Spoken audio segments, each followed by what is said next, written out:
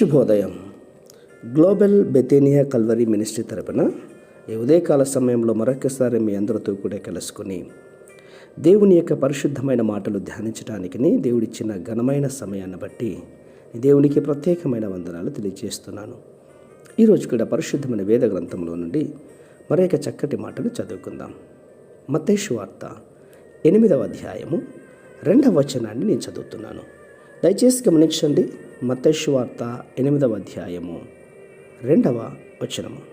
ఇదిగో కుష్ఠరోగి వచ్చి ఆయనకు మ్రొక్కి, ప్రభువా, నీకిష్టమైతే నన్ను శుద్ధినిగా చేయమని అడిగాను. దేవునికి స్తోత్రం కలుగునుగాక. మనము ఎలా ప్రార్థన చేయాలన్నటువంటిది ఈ వాక్యం మనకు తేటగా బోధిస్తోంది. ప్రభువారు ఏ విధము చేతనైనను నాకిమ్మని అడగకుండా నీకిష్టమైతే నాకు ఇవ్వు అని అడగాలి. అవును, కుష్ఠరోగికుడు ప్రభు దగ్గరికి వచ్చి అలాగే అడిగాడు. ప్రభువా, నీకిష్టమైతే స్వస్థత పరచాలి అని ప్రార్థిస్తుంటున్నాడు. దేవుని యొక్క చిత్తము లేకుండా స్వస్థత పొందుకోవటానికి అక్కడ ఆశపడలేదు. ఎందుకంటే దైవ చిత్తం లేకుండా స్వస్థత పొందుకొని దానివలన అతిశయంగానే రావచ్చు. స్వస్థత పొందిన శరీరంతో పాపం చేసినట్లయితే నరకానికి వెళ్తాడు కదా. దానికంటే కూడా క్రుల్లి దుర్వాసన వచ్చే కుష్ఠరోగి యొక్క పుండ్లతో తృణీకరింపబడినటువంటి స్థితిలోనే సంపూర్ణ దైవ చిత్తంలో ఉండటానికి ఆయన ఆశపడ్డాడు. ఎంత గొప్ప ప్రత్యక్షత కదండి. అవును, ఈరోజు నీవు నేను కూడా అలాంటి ఒక ప్రత్యక్షత కలుగుతూ ఉంటున్నామా? అలాగే మోషే కూడా ప్రార్థన చేశాడు. నీ సన్నిధి రాని ఎడల ఇక్కడ నుండి మమ్మల్ని తోడుకొని పోవద్దు అని. నీ సన్నిధి లేని క్షేమము ఏది కూడా నాకు వద్దు అంటున్నాడు. నీ సన్నిధి మాతో రానట్లయితే గనక పాలు తేనెలు ప్రవహించే ఆ కానాను దేశం మాకు వద్దు అంటున్నాడు.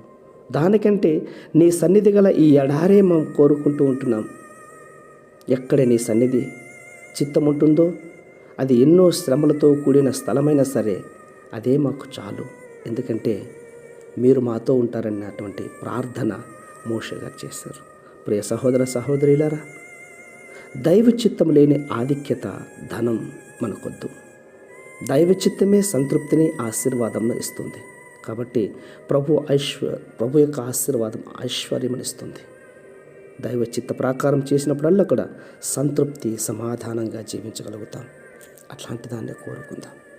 ప్రేమ నమ్మకమైనటువంటి మా ప్రియ పరలోకపు తండ్రి, అవును నాయన, మీ చిత్తము లేనిది ఏ కార్యంలో కూడా మాకు వద్దు నాయన.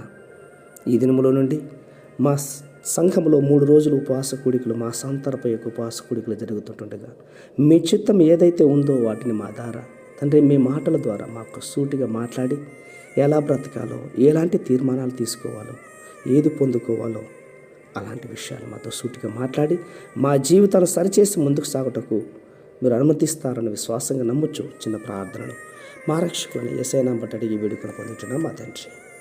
ఆమేన్, ఆమేన్, ఆమేన్.